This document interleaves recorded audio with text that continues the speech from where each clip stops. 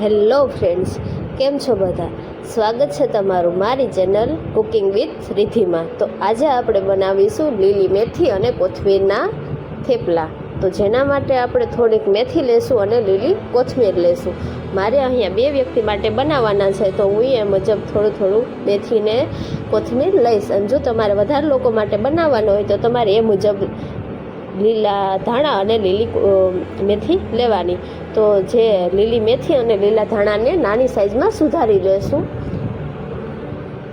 નાના સુધારવાના, એટલે જે થેપલા વણવામાં મુશ્કેલી ના પડે અને એકદમ મસ્ત સોફ્ટ એવા થેપલા થાય. આ મુજબ તેને સુધારી લેશું. જો મારી ચેનલ પર તમને રેસીપીના વિડીયો પસંદ આવતા હોય તો મારી ચેનલને લાઇક, શેર અને સબસ્ક્રાઈબ કરવાનું ભૂલતા નહીં. આ મુજબ સુધારી લેવાના મેથીને. અને ત્યારબાદ આપણે મેથી સુધારી લઈએ, ત્યારબાદ લીલી કોથમીરને પણ આવી રીતે કટ કરી લેવાની. જોઉં છો મિત્રો, મસ્ત લીલા મેથી કટ થઈ ગયા છે. તો હવે આપણે એ મુજબ જ લીલી કોથમીર પણ એડ કરી દઈશું નાની સુધારીને. જોઉં છો લીલી કોથમીર અને લીલી મેથી મસ્ત સુધારાઈ ગઈ છે. હવે આપણે તેને પાણીમાં 2 મિનિટ પલાળી દઈશું. અને જો આ વરસાદની સિઝનમાં જે શાકભાજી હોય થોડી ગંદી આવતી હોય ધૂળવાળી એવી, તો આપણે તેને ધોઈને તેની ઉપયોગ કરવો જરૂરી છે. તો ત્યારબાદ આપણે 2 મરચાં લેશું અને થોડોક આદુનો કટકો લેશું ને લસણ લેશું. જો તમારે વધારે તીખું ખાવું હોય તો તમારે એ મુજબ વધારે મરચાં લેવાના, લીલા મરચાં. અને ત્યારબાદ તેને ખાંડણી અને દસ્તા વડે પીસી લેશું, એની પેસ્ટ તૈયાર કરી લેશું.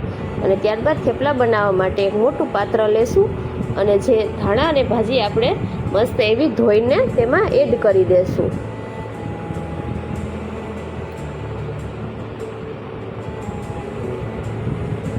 સરખી રીતે એકદમ મસળીને ધોવાની, એટલે તે મસ્ત ધોવાઈ જાય. આ મુજબ તેને એક પાત્રમાં એડ કરી લેશું.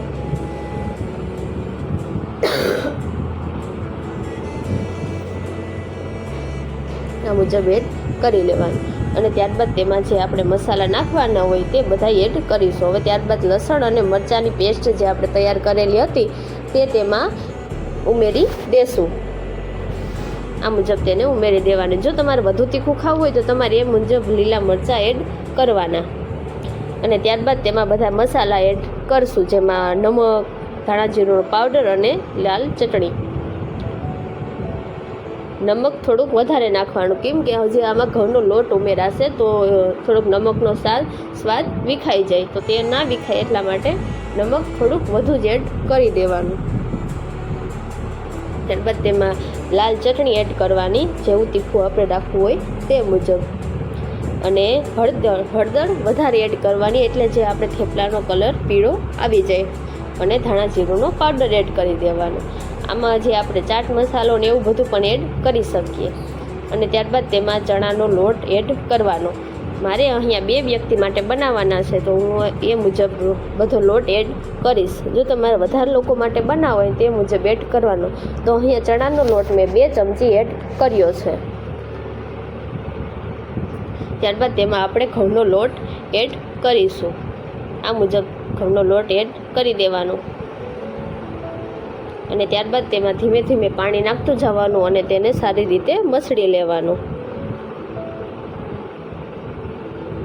આ મુજબ મિક્સ કરીને, જો તમને એવું લાગે કે હજી હળદર ને ઓછું થયું છે તો આપણે આમાં ઉપરથી એડ કરી શકીએ. અને ત્યારબાદ તેમાં થોડું પાણી નાખતું જવાનું અને સારી રીતે લોટ તૈયાર કરી લેવાનો. તો આપણો લોટ મસ્ત તૈયાર થઈ ગયો છે. તો આપણે એમાં ઉપરથી તેલ લગાવીને થોડીક વાર મસળી લેશું.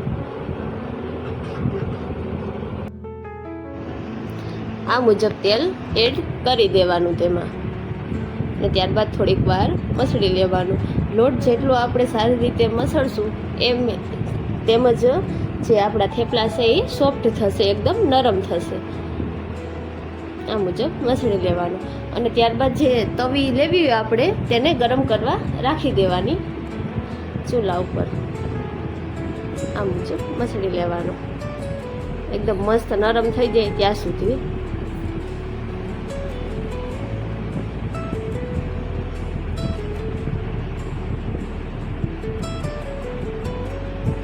તો હવે આપણે ત્યારબાદ થેપલા વણી લેશું, એટલા માટે આપણે તવી પણ ગરમ કરવા રાખી દઈશું.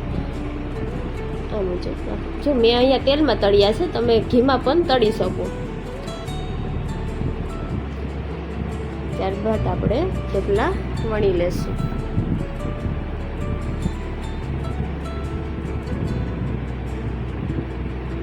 આ મુજબ વણી લેવાના. લોટ લગાવીને વણવાના, એટલે જે થેપલા છે એ તૂટે નહીં, બાકી તે તૂટી જાય. આ મુજબ તેને વણી લેવાના. અને જોશો મિત્રો કે કલર પણ દેખાય છે થેપલાનો પીળો. ત્યારબાદ તેને તવી પર પહેલાં શેકવાના છે અને પછી તેમાં તેલ એડ કરવાનું છે. પહેલાં બે બાજુ થોડા થોડા શેકી લેવાના. આ મુજબ એક બાજુ શેકાઈ જાય ત્યારબાદ બીજી બાજુ પલટી લેવાનું. જે બાજુ શેકાયેલું હોય તે બાજુ આપણે તેલ એડ કરીશું. મેં અહીંયા થોડા થોડા તેલમાં તળ્યા છે, કેમ કે બહુ ઓઇલી હોય તો ના મજા આવે ખાવાની. થોડાક આમ સૂખા હોય તેલમાં તો મજા આવે ખાવાની. આ મુજબ તેને પલટી લેશું અને ત્યારબાદ જે બીજી બાજુ પણ આપણે તેલ એડ કરી લગાવી દઈશું, એટલે મસ્ત થેપલું આપણું તૈયાર થઈ જાય. તેલ થઈ જાય, મીન્સ કે તવી થઈ જાય ત્યારબાદ જે આપણો ગેસની ફ્લેમ છે એ થોડીક ઓછી કરી દેવાની, મીડિયમ રાખવાની, એટલે જે થેપલું હોય આપણું બળે નહીં.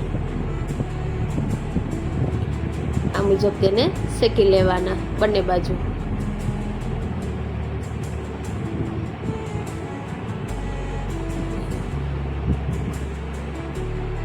સરખી રીતે શેકવાના, કેમ કે તેમાં ચણાનો લોટ હોય તે તકલીફ ના કરે.